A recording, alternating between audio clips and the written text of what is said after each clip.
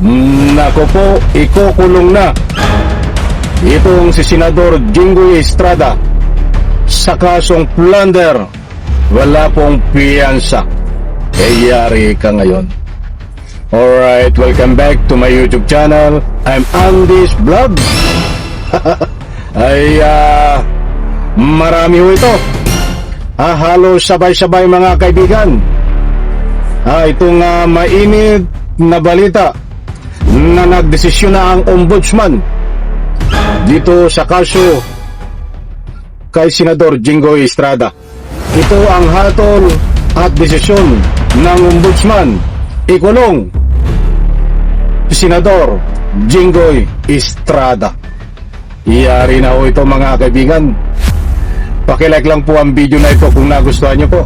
Please subscribe my YouTube channel. Kahapon si Marcoleta ay may desisyon na din ho ang ombudsman. Ngayon naman kalalabas lang ho na balita, ilang oras pa lang ang nakakaraan ay lumabas din ang desisyon hatol dito po sa kaso na plunder ni Senador Jinggoy Estrada. Ikulong. Aba, ay kayo po ba ay payag na ikulong ito?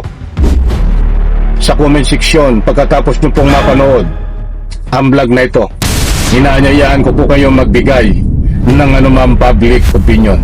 Marami po siyang kasabay na kapwa senador din, na mga DDS tulunggis na senador, para hindi po tayo maging rumble.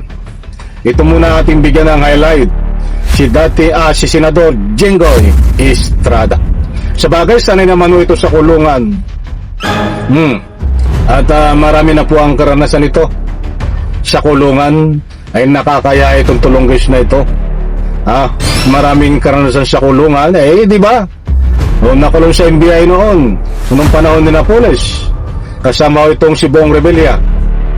Ngayon ho, ay magkakusa na naman diyan ho sa kulungan dahil ho dito sa parehong kaso na kinakaharap niya nitong dalawang ito.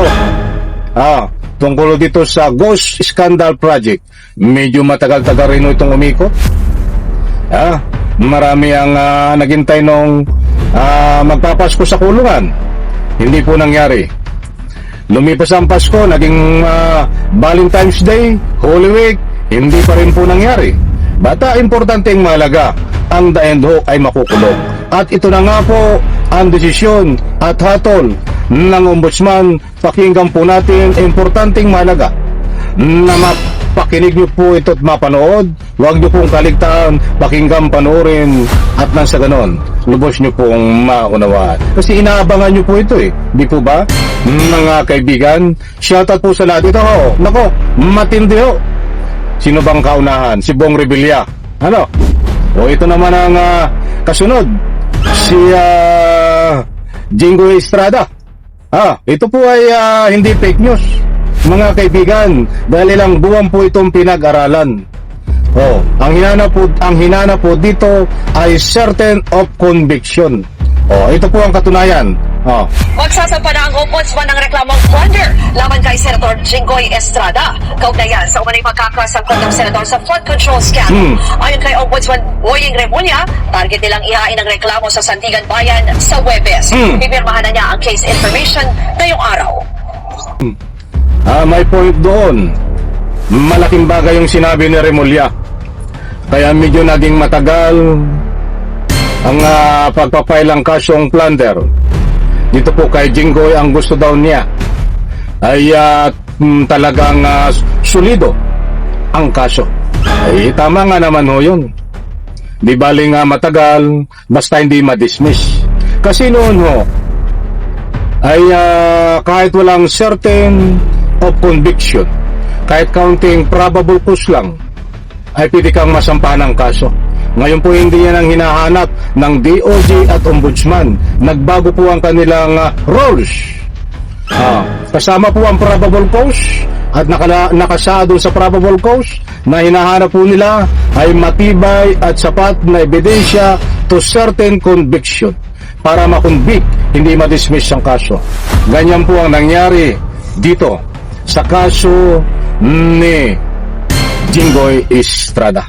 Kaibigan, para sa lubos niyo pong pangunawa, ulitin ko po ng isa pa. Ito po, pakinggan po natin. Magsasampa na ang ombudsman ng reklamong plunder laban kay Senator Jinggoy Estrada. Kaugnayan sa umunang pagkakasangkot ng senador sa flood control scandal. Ayon kay Ombudsman Boying Remulla, target nilang ihain ang reklamo sa Sandigan Bayan sa Huwebes. Pipirmahan na niya ang case information ngayong araw. Sinabi po yung kaso. Kapag sinabi, pag pinailan yung kaso, yung may kakawak na pag nakakita ka pa rin yan, pag mag-release namin na lahat. Ayan mga kaibigan, maliwanag ko. O isa pa nga. Sabi rin ni Remulla, Wala na. Saka na po yan kay Villanueva. Actually, kasama rin si Villanueva eh. Ba't saka po natin talakayin?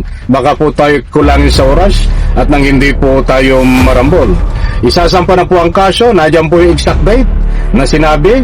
At ngayong araw na ito ay pipirmahan niya na ang desisyon. At magtatanong ho kayo.